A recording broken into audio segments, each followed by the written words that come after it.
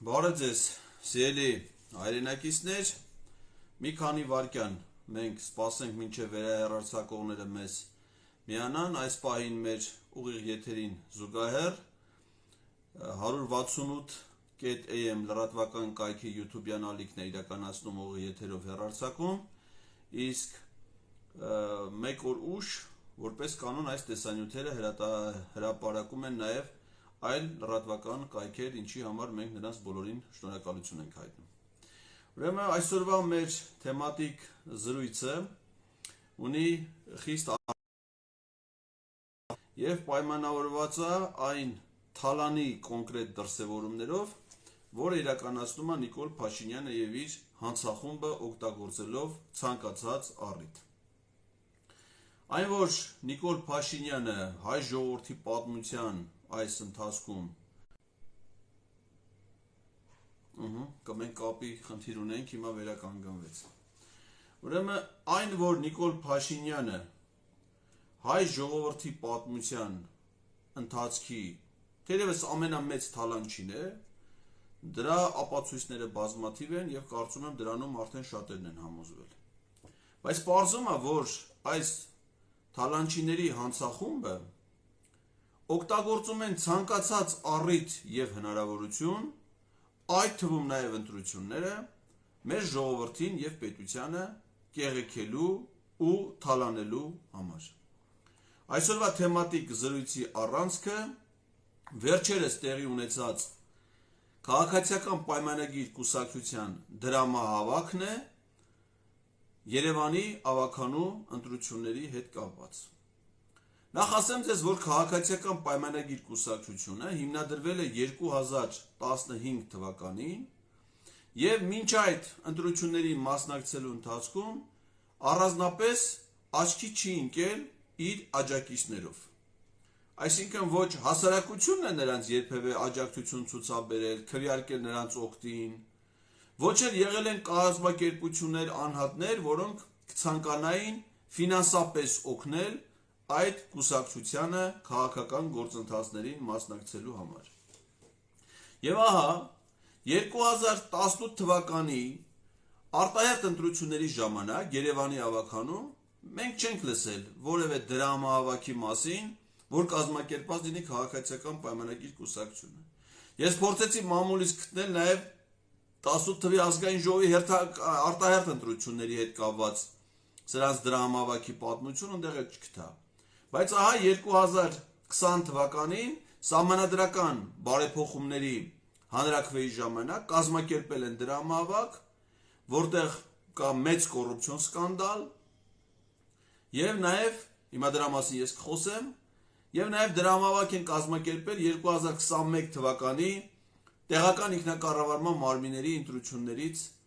առաջ։ Եվ հիմա են կազմակերպում։ Ինչ է եղել 2020 թվականին։ Սրանք երբ որ սկսեցին ԱՅՈ-ի քարոզարշավի իրականացումը, Դվին Music Hall-ում հրավիրեցին դրամահավաք։ Սկզբունքը հետևյալն է, որ կանչում են ՔՊ-ի ամբողջ վերնախավը եւ ամենքը իր հերթին հրավիրատոմսեր է տալի եւ բաժանում է իր շրջապատում ազդեցիկ մարդկանց գործիչների, հատկապես նրանք, ովքեր փող ունեն, գործարարների, որպեսզի կան այդ դրամահավաքին տեղում մասնակցություն ցուցաբերեն։ Եվ այդ ԱՅՈ-ի քարոզարշավի ժամանակ տպել են հրավիրատոմսեր, որի վրա շատ որոշակի եւ կոնկրետ գրած է սահմանադրական հանրաքվեի քարոզարշավի դրամահավաք։ Եվ հրավիրում են այդ դրամահավաքը, որը տեղի անենում Դվին Music Hall-ում, եւ իրենց կողմից պաշտոնապես հրապարակված տեղեկություններով միայն այդ միջոցառման ընթացքում տեղում հավաքագրվում է մոտավորապես 260 միլիոն դրամ։ Սրա մեջ չեն մտնում բանկային դրամական փոխանցումները, որոնց մասին տեղեկությունները պարզ կլինեին կազմակերպիչներին 1-2 օրվա ընթացքում կապված բանկային փոխանցումների ուրեմն ժամանակային տևողության հետ եւ արտասահմանյան բանկային փոխանցումները, որի մասին տեղեկությունները, այսինքն իրական գումարը հաշիվների վրա կստացվեր մի քանի օր, մեկ շաբաթ հետո։ Այսինքն միայն տեղում կանխիկ հավաքել են 260 միլիոն դրամ։ Հնարավոր է, որ հետագա բանկային փոխանցումներով հավաքագրված լինի մոտարապես 300 միլիոն դրամ։ Հետո ինչ է պարզում, սրանք թալանչի լինելուց բացի նաև տգետ են, այսինքն տեղյակ չեն մեր երկրի սահմանադրության օրենքներին, կամ եթե խանգարում են, խախտում են դա։ Սրանց բացատրում են, ասում են, հետո են իմանում դրամավակից հետո, որ հանրաքվեի նախընտրական քարոզչության, նախընտրական հիմնադրամի առավելագույն չափը չի կարող գերազանցել 100 միլիոն դրամը։ Բայց նրանք հավաքել են 260-ից 300 միլիոն դրամ։ Ինչ ասում մեր ընտրական օրենսգիրքը։ Ասում է, որ նախընտրական հիմնադրամնում թույլատրելիից, սահմանված չափաքանակից ավել հավաքագրված կամ հավաքագրված, բայց չծախսված գումարները փոխանցվում են պետական բյուջե։ Այսինքն, եթե հանրաքվեի նպատակով սրանք հավաքել են 260 միլիոն դրամ, բայց առավելագույն չափաքանակը հիմնադրամի թույլատրելի 100 միլիոն դրամն է, դա նշանակում է, որ մնացյալ 160 միլիոն եւ ավել գումարը պետքա փոխանցվեր պետական բյուջե։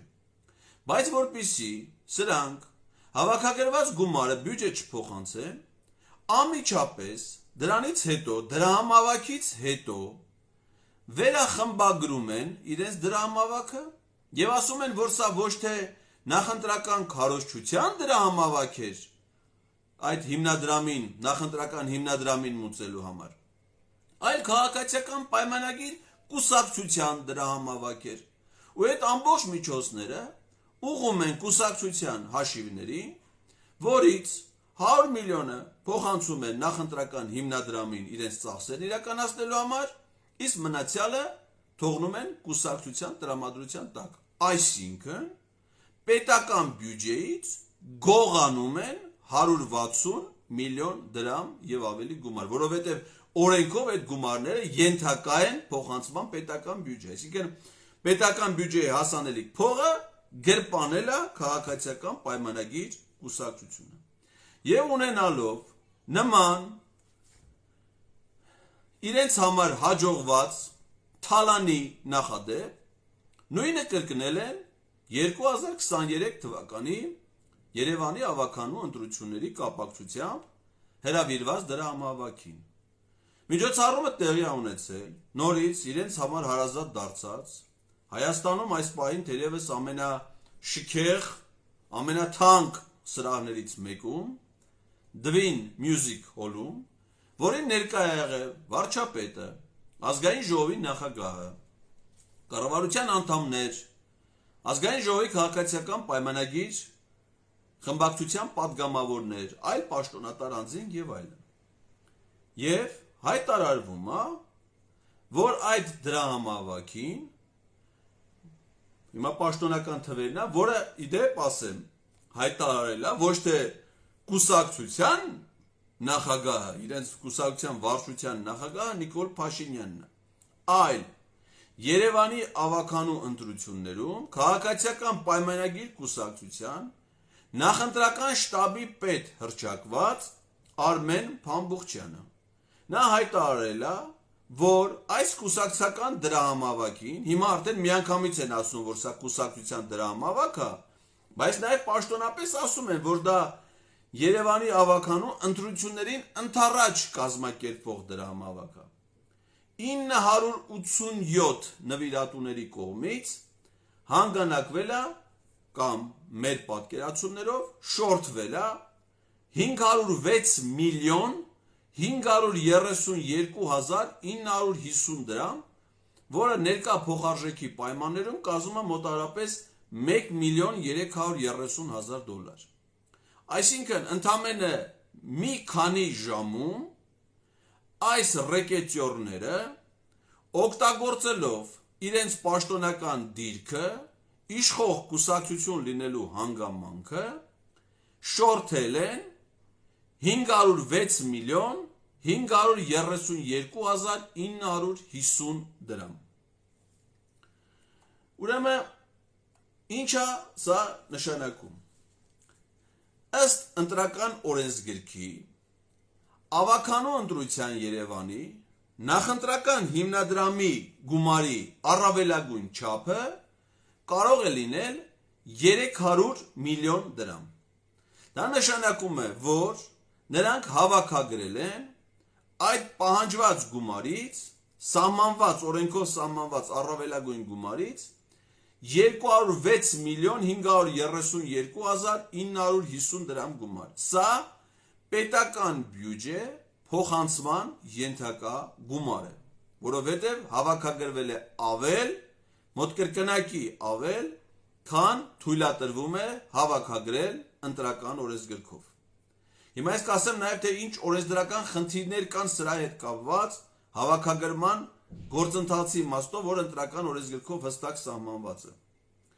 Ուրեմն, բայց մինչև դրան հասնելը շատ կարևոր է հասկանալ, թե ովքեր են եղել այդ 987 նվիրատուների հիմնական դերակատարները։ Պարզ է, չէ, որ դրանց մեջ կլինեն, ասենք, ուղղակի ՔՊ-ի ակտիվիստներ, որոնք որ հիմա հսկայական գումարներ են ստանում, այսինքն միջինը մի падգամավորը ստանում ամսական մոտարապես 1 միլիոն դրամ, ըստ իրենց գույքի եկամուտների հայտարարագրի եմ ասում։ Նախարարները ստանում են մոտարապես 1.5 միլիոն դրամ,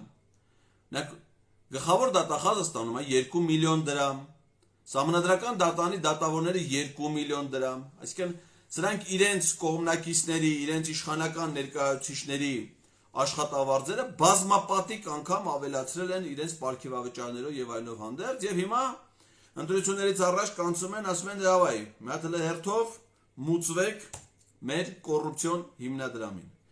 Եվ սրանց մեջ սակայն կան նաեւ մի շարք ազդեցիկ գործարարներ։ Ժողովուրդ օրաթերթը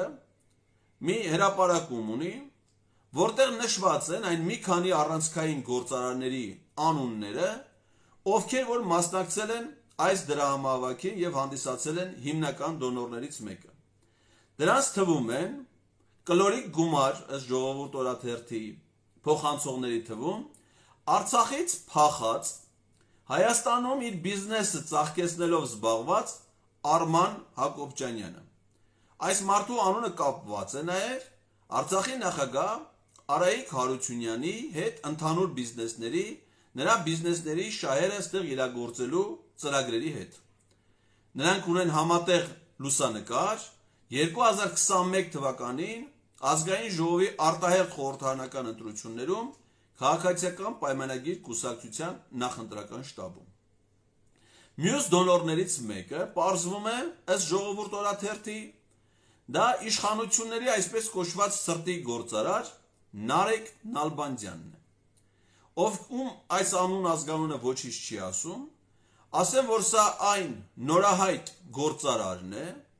որը մինչև 2018 թվականի ադրբեջանա-թուրքական հեղափոխությունը եղել է ոստիկանության աշխատակից եւ քննիչ, այսինքն պետական ծառայող,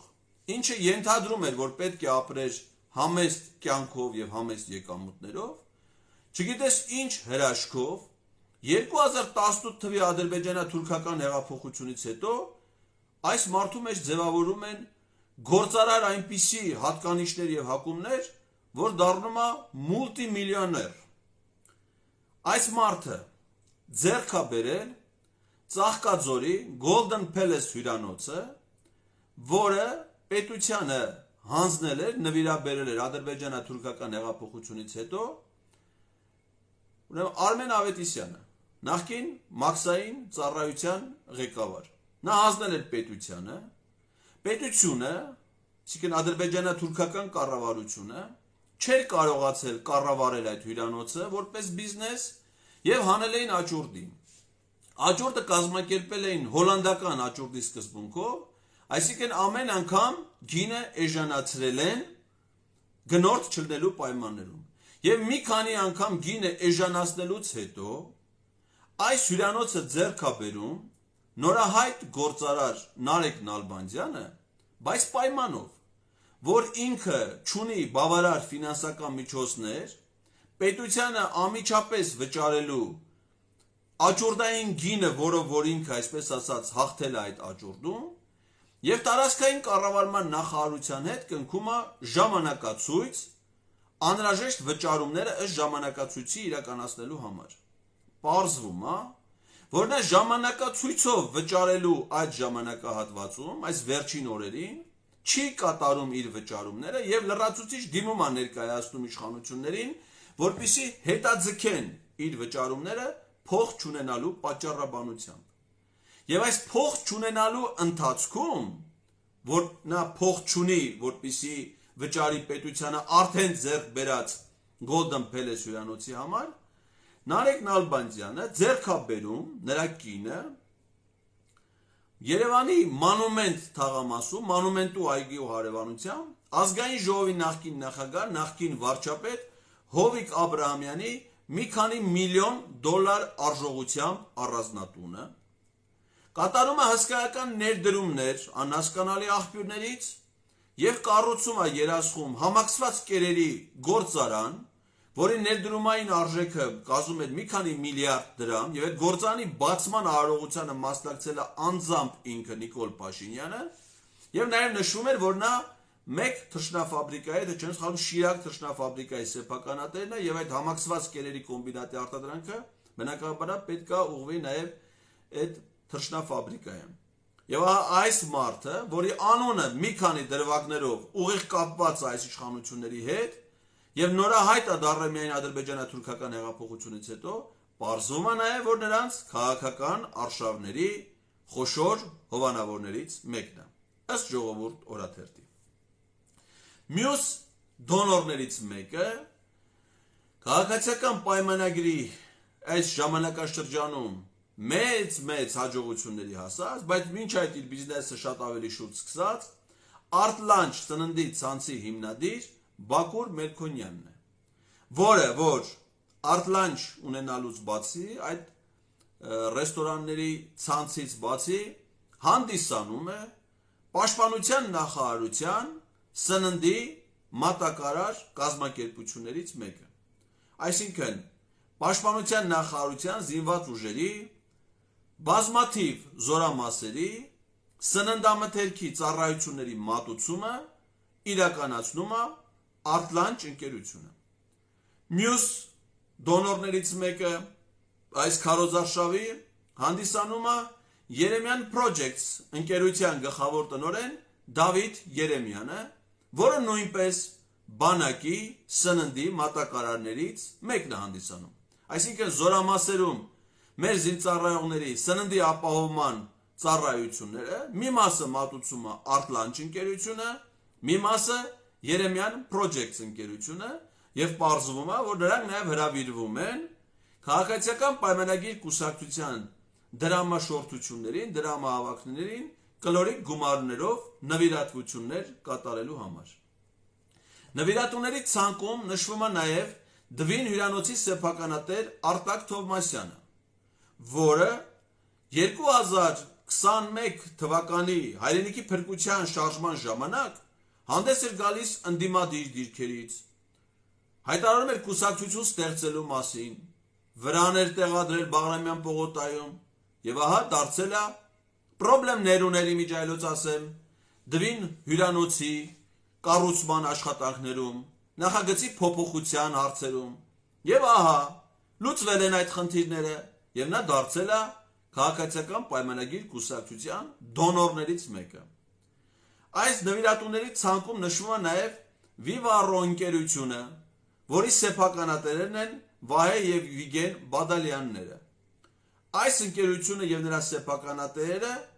ուղիղ ըստ մամուլի հրապարակումների կապված է նրանց անունը ազգային ժողովի նախագահ Ալեն Սիմոնյանի եւ Նիկոլ Փաշինյանի սիրած կենթանաձագերից մեկի նրա աներձաքի Հրաչյա Հակոբյանի գործունեության հետ, որոնք, որ մասնավորապես Ալեն Սիմոնյանը, որպես պատգամավոր, օրենսդրական նախաձեռնություններ ներկայացրել շահումով խաղերի եւ խաղաղատաների գործունեության օրենսդրական փոփոխությունների համար, իշա այդ ընկերությունների բիզնեսի սպասարկման, հետաքրքրությունների սպասարկման եւ երջանիկ զուգադիպությամբ, պարզվում է, որ նաեւ ըստ մամուլի տեղեկությունների այդ ընկերության սեփականատերի վարձակալած կամ սեփականության պատկանող մասնավոր օդանավով Վիեննայում իր պաշտոնական գործուղում ընդհատելուց հետո Ալեն Սիմոնյանը իր ընտանիքի անդամների եւ Հրաչ Հակոբյանի հետ այս ընկերության սեփականատերի հետ միասին հայտնվել է Հունաստանի թանկարժեք հյուրանոցներից մեկում, անցկացրել իր ծովափնյա հանգիստը, իդեպ պատերազմից հետո, որի խրախճանքի պարերի, այդ թվում սեղանի վրա պարերի տեսանյութերը հայտնվել էին համացանցում։ Ինչ ասում օրենսդրությունը դրամավակների եւ նախընտրական հիմնադրամների հետ կապված։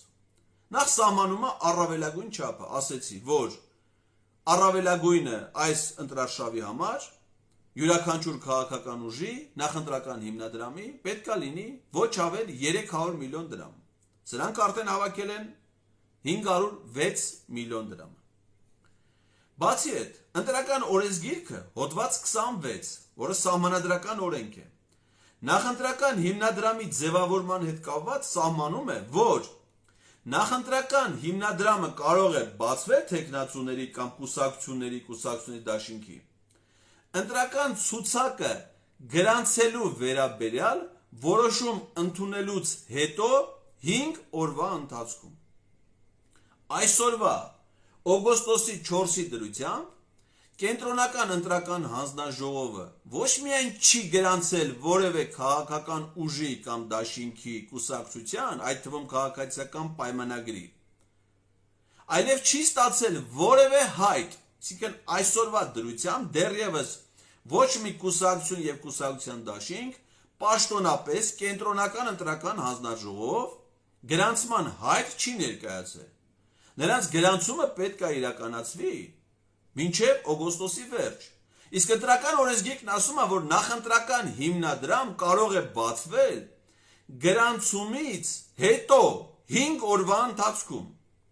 Հետևաբար հարց առաջանում, եթե ԿՊ-ն դեռևս գրանցված չի որպես կուսակցություն ընտրությունների մասնակցելու համար, ուրեմն չունի նաև հիմնադրամ։ Հարց առաջանում, բայց 506 միլիոն դրամը որ կազմակերպության հաշվեհամարին է վճարվել, եթե նախընտրական հիմնադրամ դեռ չի բացվել։ Ուրեմն վճարվել է կուսակցության հաշվեհամարին ամենայն հավանականությամբ, ես ինչ-որ ասում եմ, սրանք ենթադրություններ են, որոնք նորմալ իրավական երկրի պայմաններում պետք է ստուգեին իրավապահ մարմինները, որովհետև ապօրինի դրամաշորթությունը դա նաև խարդախության քրեական հատկանիշի տարեր իր մեջ պարունակում, այսինքն խաբեությամբ պաշտոնյաները տիրացել են այլ մարդկանց ֆինանսական միջոցներին, այսինքն տեղի ունեցել զանգվածային խարդախություն։ Մարդկանց ասում են, հրավիրում են, ասում են փող տվեք ընտրություններին մեր մասնակցության համար, բայց պարզվում է, որ ընտրություններին աջակցելու համար գումար կարելի է հատկացնել միայն կուսակցությունների կամ դաշինքի նախընտրական հիմնադրամին, որը պարզվում է այս պահի դրությամբ չի բացվել, որովհետև ոչ մի գրանցված կուսակցություն չունի, այսինքն տեղի ունեցել շորթում խարդախություն զանգվածային կերպով պաշտոնատար անձանց կողմից վարչապետի գլխավորությամբ։ Բացի այդ, օրենքը սահմանափակումներ ունի, թե նախընտրական հիմնադրամին մուծումներ ովքեր կարող են կատարել եւ ինչ չափով։ Այսինքն ֆիզիկական անձանց համար չափականակ է դրած, թե առավելագույնը ինչքան վճարում կարող անել մեկ ֆիզիկական անձը եւ ինչքան վճարում կարող է անել իրավաբանական անձը, կազմակերպությունները։ Փաստորեն սա նույնպես խախտված է։ Եթե սրանք ձևակերպում են, որ դա եղել է կուսակցության համար դրա համավակ, ապա այստեղ կա մեկ այլ կարգավորող կրկին սահմանադրական օրենք, դա կուսակցությունների մասին սահմանադրական օրենքն է, որի 26-րդ հոդվածի 3-րդ մասը նախատեսում է, որ կուսակցությունները ստանում են ֆինանսական աջակցություն պետական բյուջեից։ Այսինքն կուսակցությունների ֆինանսական աջակցություն ստանալու հարաբերությունները նույնպես օրենքով կարգավորված են։ Եվ սրանք ստացվում է, որ կուսակցությունը օգտագործելով ընտրության հանգամանքը խաբում է մարդկանց, ընդ որում իշխող կուսակցությունը, իրականացնում է դրամավակ, բայց ոչ թե նախընտրական հիմնադրամի, այլ կուսակցական հաշիվների համար, այն դեպքում, երբ որ կուսակցության բնականոն գործունեության համար կամ պետականորեն սահմանված երաշխիքներ եւ փաստացի դրամական հատկացումներ։ Օրինակ, 2022 թվականի մարտի 17-ին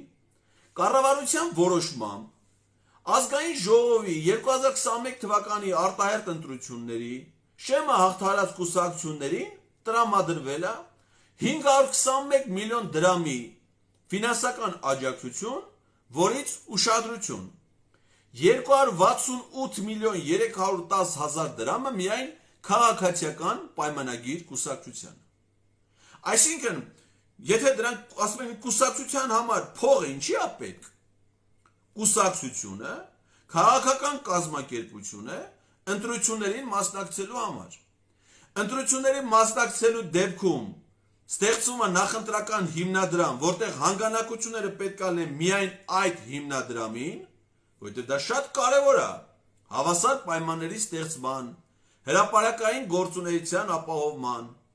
մրցակցային միջավայրի ձևավորման իմաստով։ Իսկ ինչ վերաբերում է կուսակցության գործունեությանը, ապա դրա մուտքերը պետք է լինեն կուսակցականների անդամավճարներից, կուսակցականների նվիրատվություններից եւ պետական աջակցությունից, որը մեր երկրում ամենից շատը ստանում է քաղաքացիական պայմանագիրը։ Իդեպ ասեմ, որ մինչև 2022 թվականը քաղաքացիական պայմանագիր կուսակցությունը 2021, 2020, 2019 թվականներին ստացել է 78 միլիոն դրամ, բայց 2022 թվականին միանգամից այդ գումարը մեկ հրաշքով բազմապատկվում է մոտավորապես 3.4 անգամ եւ կազմում է 263 միլիոն դրամ։ Այդ 263 միլիոն դրամը տարեկան չի բավարարում ՔՊ-ի ընթացիկ գործունեության համար, որ ընտրությունները պետք է ձեռը կիրառեն որպես առիթ լրացուցիչ դրամաշորթություն կազմակերպելու համար։ Իդեպ ասեմ, որ 2020 թվականին Իմ քայլը խմբակցությունը առաջարկություն է ներկայացրել եւ ազգային ժողովում քննարկումներ ա եղել կուսակցությունների մասին օրենքում փոփոխություններ կատարելու վերաբերյալ, որով առաջարկվել է արգելել մասնավոր կազմակերպություններին եւ բիզնեսին ֆինանսավորելու կուսակցությունների գործունեությունը։ Դա եղել է իրենց ՔՊ-ի նախաձեռնությամբ։ Եվ հիմա այսօր արդեն 2023 թվականին իրենք են կանչում բիզնեսին եւ ապօրինաբար օգտագործելով ընտրական առիթը շորթում են իրականացնում զանգվածային կերպով։ Ուրեմն տեղեկատվական հարթակում փաստերի ստուգման կամ տեղեկատվություն, որ քաղաքացիական պայմանագիր կուսակցության եկամուտները 2020 թվականին կազմել են շուրջ 334 միլիոն դրամ։ 2019-ից կուսակցությունը իր հաշվին ուներ ընդամենը 16 միլիոն դրամ։ Շուրջ 164 միլիոն դրամ ստացել է անդամավճարներից։ Որպեսզի հասկանալի լինի, թե սա կոռուպցիայի ինչ դրսևորում է, պետք է պատկերացնել, փաստեր պետք չի դրա համար ուսումնասիրելու համար, պատկերացնելն է միայն բավարար, թե ինչպիսի ֆինանսական դրություն կարող էր ունենալ քաղաքացիական պայմանագիր, ասենք 2016 թվականին, 2017 թվականին։ Նրանք այն ժամանակ Նիկոլ Փաշինյանի ասած պերաշկին երևի հերթով էին ուտում, նույն պերաշկու մասին է խոսքը։ Իսկ հիմա, երբ որ արդեն դրանք դարել են իշխանական կուսակցություն, կարողանում են մի քանի ժամում հավաքել 1 միլիոն 330 հազար դրամ։ Մեր ժամանակների հանճարեղ մարդկանցից մեկը կասեր կոռուպցիան խո պոզով, պոչով կենթանի չի։ Կոռուպցիան սա է։ Սա կոռուպցիայի կլասիկ օրինակը։ Բայց սա կոռուպցիայից բացի որպես հանցատեսակ իր մեջ ենթադրում է, ներառում է նաև խարդախության, դրամաշորթության, խաբեության, քրեական օրենսգրքով ներկայացված հստակ հանցատեսակներ։ Հանրային միջոցների յուրացում, այսինքն Ինչ է ստացվում։ Այս պահի դրությամբ 206 միլիոն դրամը դա պետական բյուջեի փող է։ Որտեղ պիտի լներ 300 միլիոն, հավաքել են 506։ Եթե այդ փողը չեն փոխանցում պետական բյուջե, ոնց որ չեն փոխանցել 2020 թվականի 160 միլիոնը, դա նշանակում է, որ իրենք յուրացրել են պետական բյուջեի 206 միլիոնը։ Ինչ տարբերություն, փողը դու բյուջեին չես փոխանցում, թե բյուջե եղած փողն ես ուտում։ Դա թալանի երկու տարբեր դրսևորումներն է։ Այսինքն իրանք մի կողմից մեր բյուջե գնացած փողը ծախսում են իրենց բարեկեցության վրա, դարձել են բոլորը միլիոնատեր, կպիտես պատգամավոր նախարար չկա, որ նորակառույց շենքերում տներ առաջ չլինի, ավտոներ չլինի, չգիտես ինչին ես մի հրաշքով, ասեք Տիգրան Ավինյանի հայրը որոշում է Տիգրան Ավինյանի կնոջը իր հարսին $50,000 Volkswagen նվիրի, մինչև Տիգրան Ավինյանի փող վարչապետը փող քաղաքապետը է, այդ կեսրերը չէր ֆայմում, որ կարելի է հարսին $50,000 ավտո նվիրել, նոր այդ ֆայմը մեջ առաջացել։ Այսինքն մի դեպքում պետական բյուջեի միջոցները յուրացնելը, սա սրանց մի հանցատեսակն է, որը իրենք գրում են իրաց վրա աշխատավարձով, պարգևատ վճարներով եւ այդ ձևերով, մյուս կողմից էլ փաստացի պետական բյուջեի փոխանցման ենթակա գումարը չեն փոխանցում։ Այդ ձևով են թալանում մեր հասարակությանը եւ ժողովրդին։ Հավաքագրված գումարները որևէ էական կապ չունեն ընտրական գործընթացի հետ, անհավասար մրցակցային պայմաններ են ստեղծում մյուս քաղաքական ուժերի, կուսակցությունների հետ։ Ես հիմա չեմ ուզում էլի, ասենք այլոց հանուն, իրանցից ասենք օրինակ Դավիթ Խաժակյանը, որը որ քաղաքապետի տեխնացու է մտադիր առաջադրվել Լուսավոր Հայաստան կուսակցության կողմից։ Հիմա ասենք, եթե ինքը դրամահավաք կազմակերպի, դե Լուսավոր Հայաստան կուսակցությունը այդ պրակտիկան ունի, ընտրություններից առաջ դրամահավաքներ կազմակերպելու։ Ասենք 506 միլիոն դրամի նվիրատու ինքը կարա գտնի։ Իսկ ինքը կարա գտնի մի գործարար, որը կբերի իրանց կուսակցական հիմնադրամին գումար կտա։ Ակնհայտ է, որ դա հնարավոր չի։ Ուրեմն էլ մյուսների մասին չեմ ասում։ Հիմա եթե դա տենց է, նշանակում արդեն իսկ ստեղծված է անհավասար մրցակցային պայմաններ։ Ու եթե հիմա կենտրոնական ընտրական հանձնաժողովի նախագահը լիներ ոչ թե Մովսես Խորենացին, ավելի շուտ նրա անվան համալսարանի շրջանավարտ հերրակա բակալավրիատի 2021 թվականի շրջանավարտ Վահագն Հովակիմյանը, այլ լիներ քաղաքականապես չեզոք, ընտրական համակարգերից, ընտրությունից որպես երևույթից պատկերացում ունեցող քաղաքականապես չեզոք գործիչ, կամ կենտրոնական ընտրական հանձնաժողովի անդամները լինեին պրոֆեսիոնալներ, որոնց պատկերացումները ընտրությունների մասին ոչ թե քվեարկությամբ է սահմանափակվում, այլ ավելի լայն իմաստով, միայն այս հանգամանքը բավարար է, որպեսզի քաղաքացիական պայմանագիր կուսակցությունը չգրանցվի Երևանի ընտրությունների մասնակցելու համար։ Ես չգիտեմ այդ ընտրություններին ով է մասնակցելու։ Եթե օրինակ հետագայում որևէ մեկը մտադիր լինի այս ընտրությունների արդյունքները բողոքարկի, իմ այսօրվա թեմատիկ զրույցը, այս տեսանյութը կարա լինի չափազանց հիմնավոր իրավական հիմք, փաստարկ այդ ընտրությունները չեղարկելու եւ անվավեր ճանաչելու համար, որովհետեւ ի սկզբանե մինչեւ ընտրությունների մեկնարկը, ընտրությունների օրը հայտարարելուց հետո արդեն տեղի է ունեցել մի կոպտագույն ընտրախախտում, որը առնվազն անհավասար մրցակցային պայմաններ է ստեղծել ընտրությունների մասնակցող քաղաքական ուժերի համար։ Սա դեռ մեկն է, դեռ նոր են սկսում։ Եվ իմ ասածը ինչին է վերաբերում,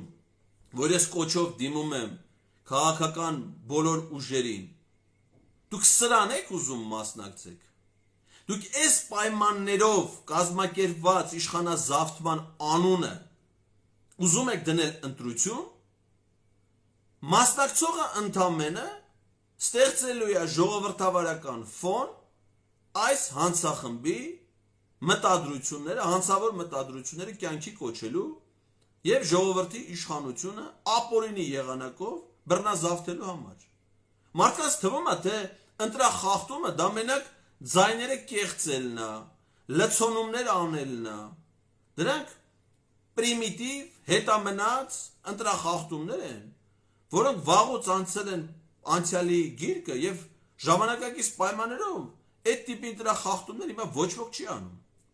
Եվ օրես դրական հարցը հարաբերություններն էլ արդեն այդ քվեարկության մատնահետքերով կիրառման համակարգ, հաշվառման եւ այլն քվեաթերթիկների տեսակներ եւ այլ դժվարացրել են առնվազն այդ տիպի ընտրախախտումների իրականացումը։ Հիմա ընտրություններում ընտրախախտումները այս ձևով են իրականացվում։ Անհավասար պայմաններ ստեղծելով, պաշտոնական դիրքը չարաշահելով, ֆինանսապես այլ իրավիճակում գտնվելով, պարզա չէ որ այդ միջոցներից 300 միլիոն էսա փոխանցելուն իրաց նախընտրական հիմնադրամին դերից ծախսեն, այն 206 միլիոնը ծախսել են կուսակցության հաշվի, ինչ տարբերություն ասենք բենզինի փողը կամ պլակատի փողը որտեղից են տալու։ Այդ չեմ ասում ուրիշ փողեր ուրիշ նպատակներով։ Այդ չեմ ասում թե իրենք հիմա ինչքան փողեր ունեն այդ իրաց փակ ծրարներով նամակագրությունների հետևանքով։ Ականապատ դաշտերի մի քանի միլիարդ դոլարանոց արժեք ունեցող տեղեկությունները թշնամուն փոխանցելուց հետո Քաթար կատարած իրաց անհասկանալի բազմաթիվ այցելությունները, դες դա հիմա չեմ ասում, դա իրավապանները հետո պիտի ասեն։ Խոսքը միայն իրաց պաշտոնական հայտարարած թվերի եւ ֆինանսական կարողությունների մասին է։ Եվ ինչա որևէ մեկը հիմա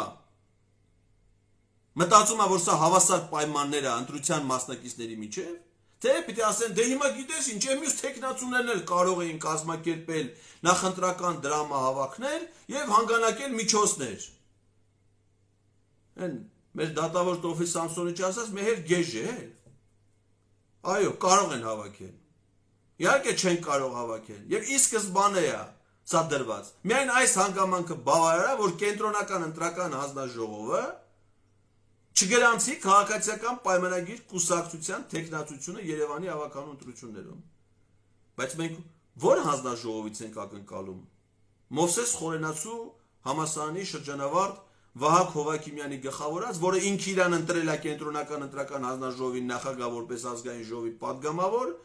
եղել է Նիկոլ Փաշինյանի օգնականը, երբ որ նա եղել է ազգային ժողովի падգամավոր, ինքը եղել է падգամավոր, երբ որ Նիկոլ Փաշինյանն եղել է վարչապետ, իսկ դրանից առաջ մինչև 2018 թիվը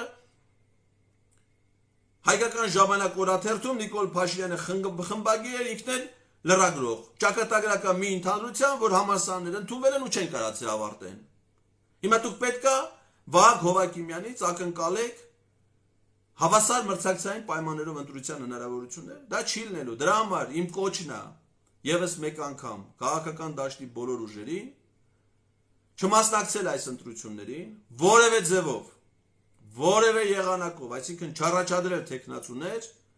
չմասնակցել քվեարկությանը, չլեգիտիմացնել դա, իհարկե մեր օրենսդրությունը ունի առանձնահատկություն։ Դա կարող է ցավալի է, կարող է լավ է, չգիտեմ, դա է։ Որ այս ընտրությունները իրավական իմաստով բոյկոտել հնարավոր չի։ Այսինքն եթե առաջադրվի նույնիսկ մեկ տեխնացու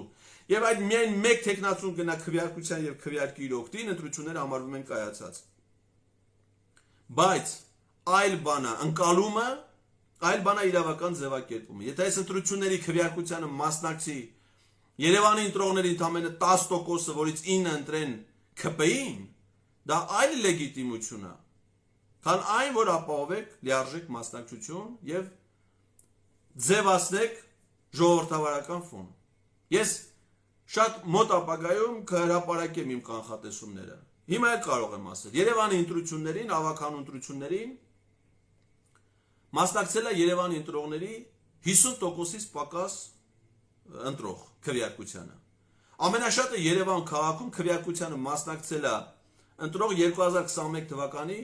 արտահերթ խորհրդարանական ընտրություններին, մոտավորապես 450,000 մարդ։ Երևանում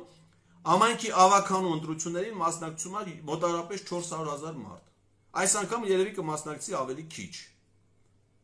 ՔՊ-ն 2021 թվականի արտահերթ խորհրդարանական ընտրություններին,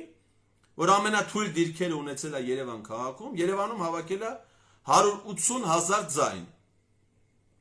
Սա վարչական ռեսուրսի կշիռն է։